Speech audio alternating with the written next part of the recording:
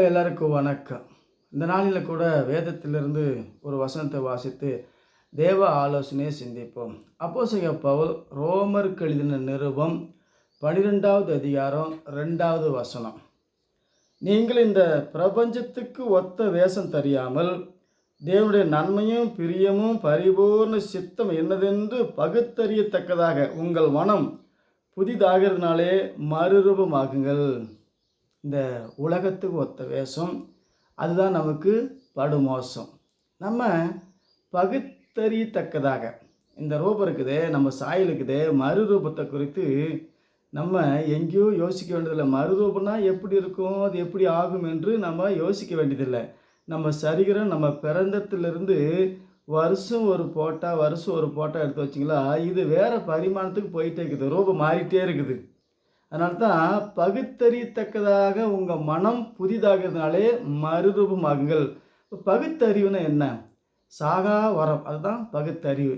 கூடுட்டு கூடு பாயிற சக்தி, மறுரூபம். இந்த ரூபத்தை மாற்றிக்கொள்ள இயேசு நம்ம ரூபமாய், நம்ம சாயலாய், நம்மை தேவ சாயலாய் மாற்றுவதற்கு, மறுரூபம் ஆவதற்கு தேவன் நமக்கு அந்த வழியை கற்றுக் கொடுக்கத்தான் இந்த பூமிக்கு வந்தார்.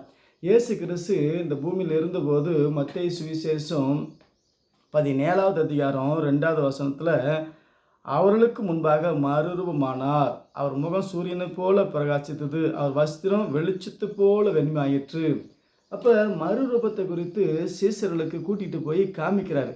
6 நாளைக்கு பின்பாக ஒரு மலையில் மேலே ஏறிக்கொண்டு சீசர்களை அழைத்து 3 பேர்த்து மட்டும் ரகசியம் சொல்லித்தரார். எப்போ இதுதான் உங்களுக்கு இந்த சாயல் நான் தரப்போகிறேன். அப்போ கிறிஸ்துவுக்குள் ஞானஸ்தானம் எடுத்துக்கொண்ட அத்தனை பேரும் கிறிஸ்துவை தரித்து கொண்டீர்கள். அவரை தரித்து கொண்டால் அவர் தான் என்ன செய்வார்? நமக்கு அந்த ரூபத்தை கொடுப்பார், மகிமின் சாயல், மறு ரூபம். ஆகவே இந்த பிரபஞ்சத்துக்கு ஒத்த சாயல்னா இன்னைக்கு விக்கிரக வழிபாடு, சிலை வழிபாடு, அது 2000 வருஷம் ஆனாலும் 10,000 வருஷம் ஆனாலும் ரூபம் மாறாது, அது அப்படியே தான் இருக்கும். அதனால தான் சாத்தானை தெரியும் இவங்க ரூபத்தை மாற்றக்கூடாது. அதனால என்ன செஞ்சாங்க? அதனால சாத்தான் என்ன பண்ணுறான்? இந்த வெள்ளை நைட்டு போட்ட கள்ள பசங்க மூலமாக உலகம் எங்கும் பலவிதமான சிலை வழிபாடு, விக்கிரக வழிபாடு, சுருவ வழிபாடு. இந்த சுரூபம் என்பது மறுரூபமாகாது. அதைத்தான் பார்த்து பார்த்து பார்த்து இவங்களுடைய மனமும் அப்படியே ஸ்டக் ஆகி போச்சு. ரூபத்தை மாற்றிக்கொள்ள சொன்னாலும் கேட்க மாட்டாங்க.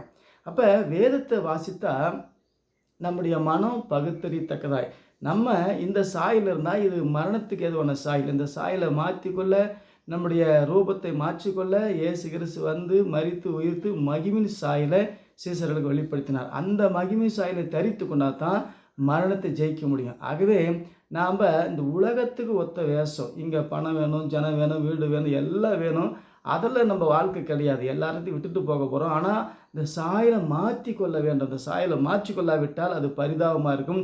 ஆகவே இந்த மரணத்தின் சாயலிருந்து மகிமை சாயலாக நாம் பகுத்தறியத்தக்கதாக, அந்த பகுத்தறிவுனா என்ன? நான் யார், யாரால் உருவாக்கப்பட்ட, எனக்கு இந்த சாயல் எப்படி இருந்தது?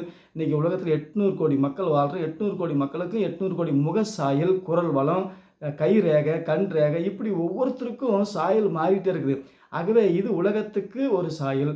ஆனால் உலகத்தை உண்டாக்கின தேவனுடைய சாயல், மகிமை சாயல், மரணமில்லாத சாயல், மறுரூபம்.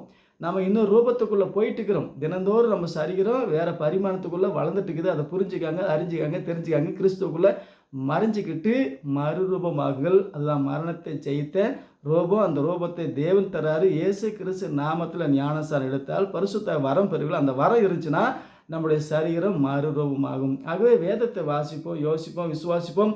நம்ம ரூபத்தை மாற்றிக்கொள்ள கர்த்தர் நமக்கு உதவி செய்வார். மீண்டும் சந்திப்போம். வணக்கம். ஆமேன்.